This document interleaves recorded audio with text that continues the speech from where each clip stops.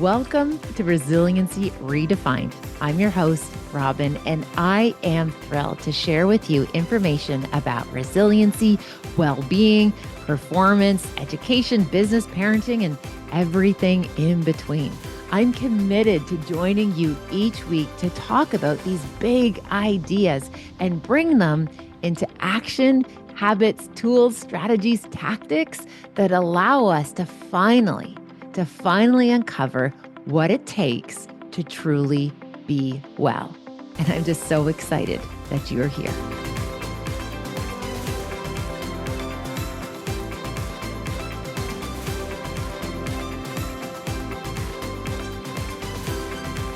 We are on a roll. Okay, so as we chatted about in the previous episodes, my work on everyday resiliency looks at these like pillars, that things that we were able to discover, I was able to discover that contributed to people being able to show up in every facet of their life, every season of their lives, especially in the most difficult ones. So there were 5 pillars altogether. Today, we're going to jump into pillar number 4, the pillar of hope, which I think is what the world needs such a big dose of right now.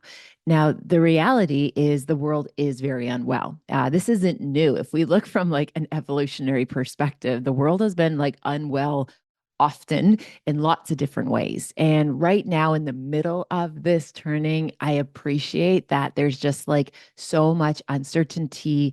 There is so much, oh my goodness, just conflict. There's so much division. Right now, it just feels like, if you are a tender-hearted person like myself, like you're weary when you hear the news. And just the fact that it sounds as if like the dark side is winning. Often when I think about these feelings of just like just the massiveness of all of this negativity and noise, and like it's true, like it's not like we're just imagining it. It's really bad for some people. It is absolutely the worst seasons of their lives. And I often think about like in history, how other groups would have probably felt like, this is the end of the world as we know it. And what I also really hold space for is how many examples in history where people are able to overcome. People are able to have, for example, the roaring 20s after the First World War, the idea that people are able to rally. And I just think that's something that's so beautiful and remarkable about the human spirit is that we find as a collective, we find a way to persist. We find a way to move forward, and to be able to do that again on like a micro level, like in each in our lives on a day-to-day basis, on a community level, as a global citizen level, that one through line that I believe makes it possible. Sure, you might say, yeah, well, it's probably like this need to keep ourselves alive and that survival instinct is strong. I get that. What I see though, that like absolutely like supersedes all of this, the most permanent and the most precious through line is the principle of hope. It's choosing to live hope filled. It's showing up, acknowledging that this is not okay. The world is not okay. Maybe you're not okay today. Maybe I'm not okay, but we trust that better days are ahead, that this isn't going to last forever, that these difficult times, these feelings of despair are not permanent. Now, in my work, especially in my first book, Calm Within the Storm, A Pathway to Everyday Resiliency, I like showed up with some like radical candor to talk about what it felt like as a 16-year-old girl who at that particular season, I actually had been institutionalized. I was in a hospital, and I was there because I felt as though my pilot light went out. And what I mean by that is I believe each and every one of us, we have this little spark. We have this little spark that it keeps us holding on. And when I had my first depressive episode at 16, it literally felt like that little pilot light got extinguished. It's like it literally just got like completely taken out. And how I was able to describe it to the team that was working with me was like I felt like my body couldn't hold hope any longer. Like I just felt like even if I would hear good news, or if people would talk about like, hey, we're going to get you the right treatment plan, we're going to get you back on your feet, I just like couldn't even hope anymore. I couldn't even get excited anymore. Like I just had gone, and it wasn't numb, because I think even numb is a bit of a feeling. For me, when I lost hope, it was like a void. It literally, like my body just wasn't capable of holding or feeling anything.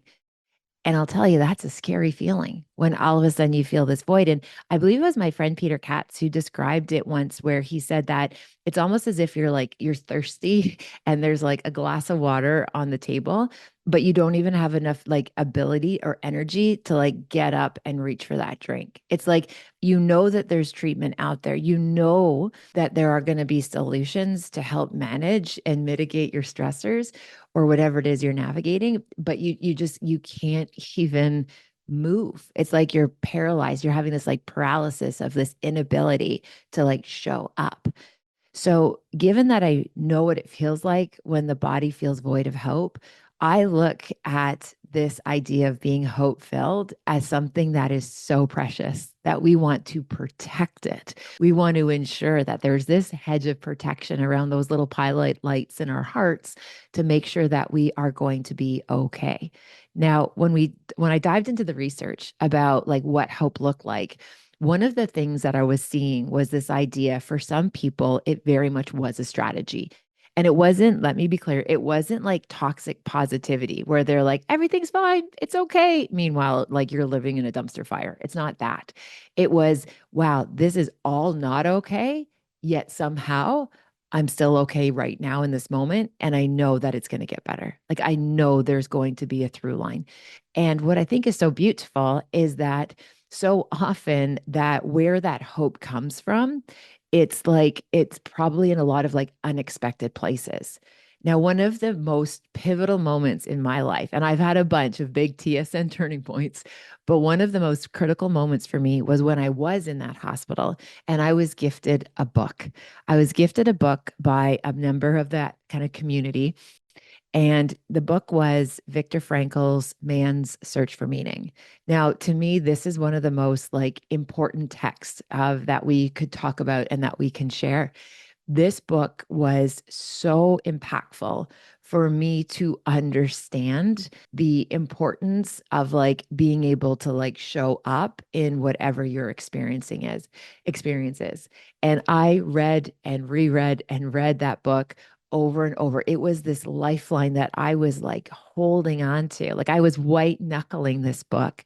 And when I look back at it years later, when I was no longer in that depressive episode and I reread it, I was just like, I couldn't believe just how those words like literally helped me form perspective, acceptance, a sense of belonging, and most importantly, that through line of hope.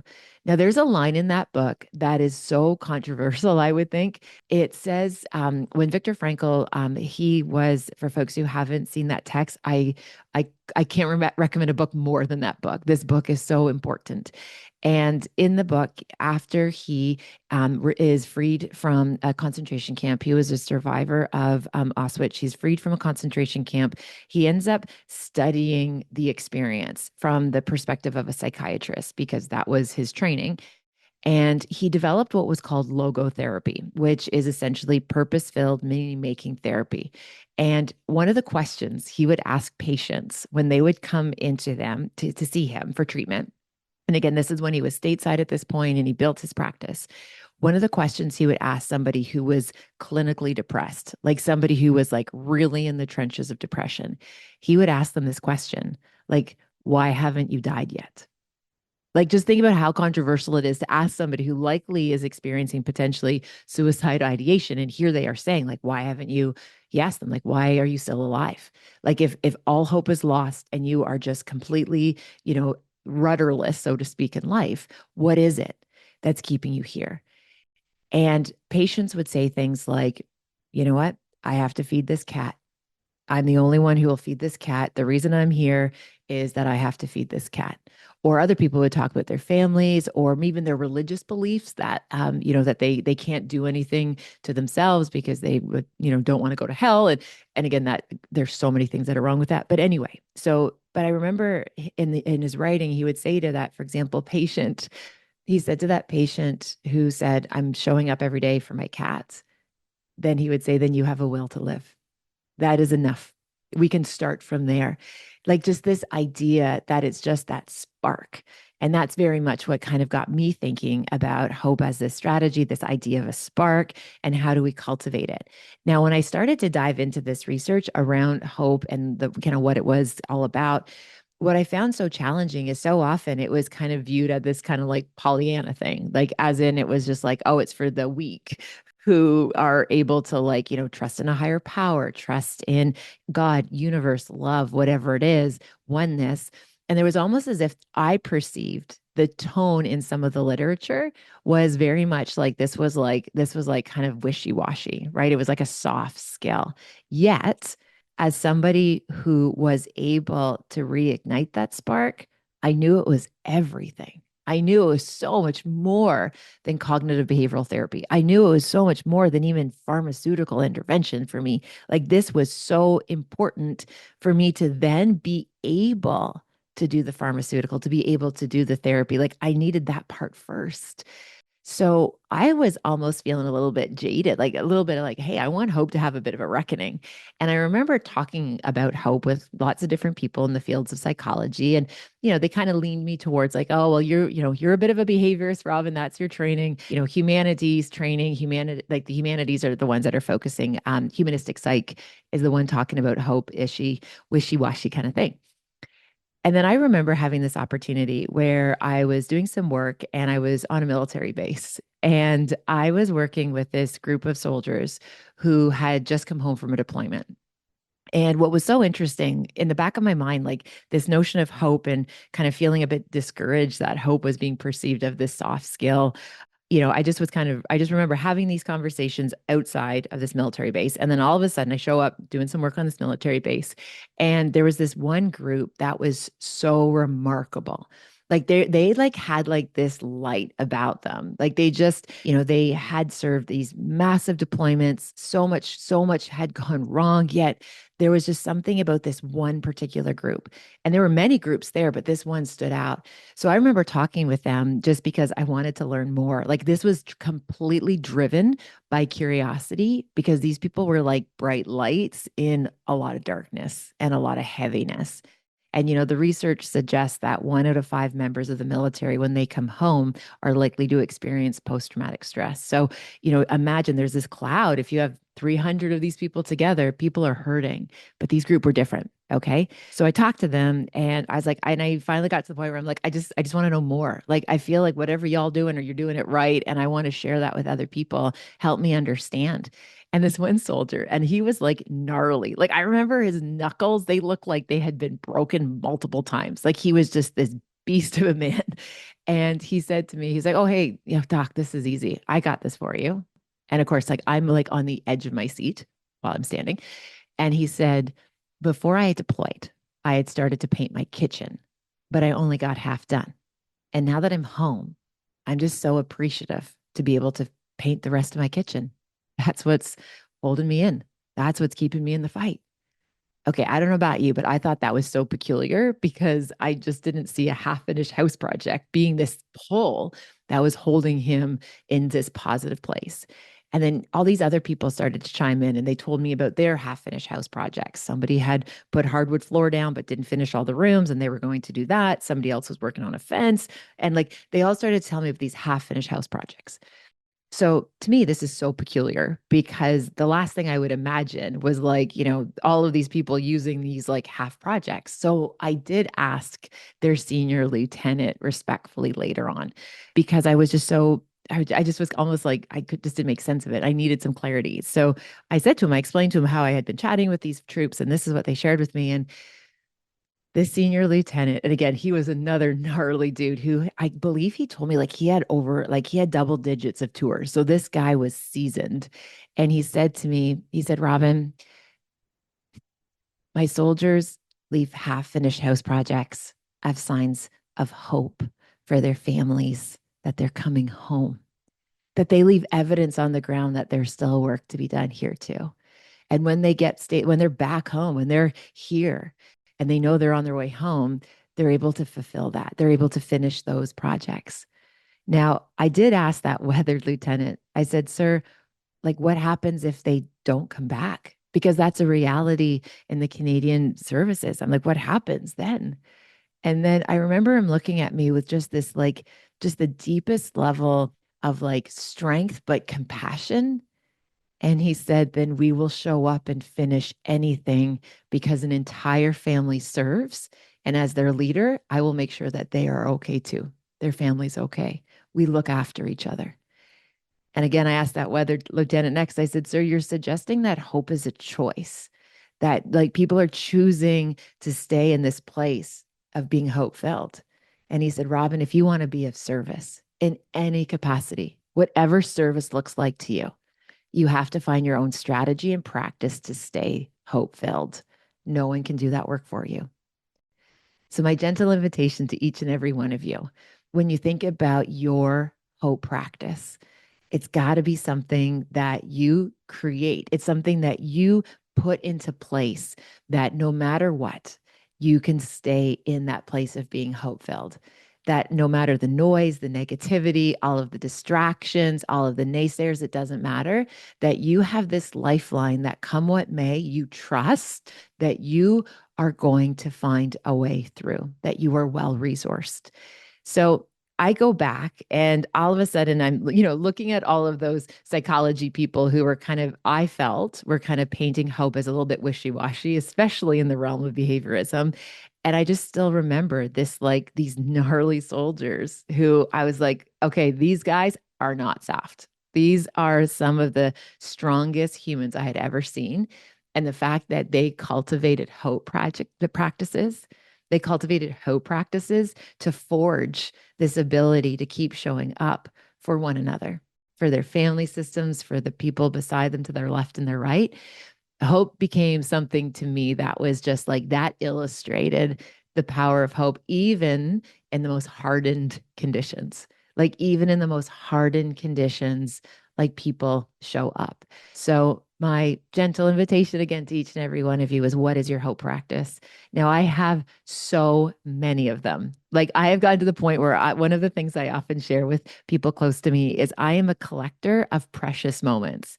I collect hope stories. I collect memories. I collect music, poems, information, anything that can keep this hope practice strong. And again, I imagine it as that little tiny light. And I want to make sure each and every day I'm putting something towards that to ensure that it can burn bright, that it will not go out on me again. Now, I have had another experience where I did go through another depressive episode. And again, what I remember so accurately and like so vividly in that moment is I had so many of these seeds planted of hope that even though once again I went through this episode where my body couldn't hold hope, I was able to cultivate it and find it so much quicker than I was the first time. And often you see the opposite, that when we've had experiences or episodes, like recurrences tend to be more difficult. Yet for me, it was the opposite because I had left all of these practices of hope all around me. Now we can talk more. And as this evolves, I'm happy to talk more about what some hope practices could look like. But I think the big takeaway is that number one, hope is a strategy. It is not woo woo, it is science. You have to believe in your bones that better days are ahead, that you are well resourced to figure this out. And not everything happens for a reason. We kind of talked about that earlier. What matters is what we do with the pieces and the parts. And I trust that we have this amazing capacity to show up and hold on to big, bright, bold futures. So, my dear listeners, thank you for spending some time. Again, I'm always mindful of all of the podcasts you could download, listen to, click play, that you picked this one. It's not lost on me. I hope you found something helpful in these remarks. I also hope that if you just even had that little spark of just like, wow, I needed to hear that today, please, please, please pass it on to somebody else. I want to be a hope dealer. I want us to pass on hope to the people who need to hear it most, and to be able to hold that line, especially if we're feeling a bit vulnerable or just a little bit tenderhearted. And we just got to have more exposure to the positive hopes, and our receptors will pick it up. It will give us a great batch of some dopamine, some oxytocin. We're going to be able to have what we need to be able to show up to continue to do the big, good work. So, my friends, thank you for listening. I hope you can tune in next time, where we're going to dive in the fifth pillar, which just is this wild card. It's humor. And I can't wait to tell you about what we have learned about why resilient people are so funny and why their humor is so dark. Okay, resilient people are hilarious, but their humor is dark. And I'm going to help you understand. And I can't wait to share that information with you as to why is that the case. So thanks for listening. I hope you enjoy your day, and please take good care. Thanks for being here. Bye for now. Thank you for spending time with this podcast episode today. I hope you found something helpful in Resiliency Redefined. Please feel free to share it with somebody who you might think could benefit. Maybe there was something useful, something in particular that you think you could pay forward. Also, if you have a moment, please feel free to rate and review this podcast wherever you like to listen to your podcast. It means the world to me. And again, thanks for your time. Thank you for your interest. Take good care, and I'll see you next time.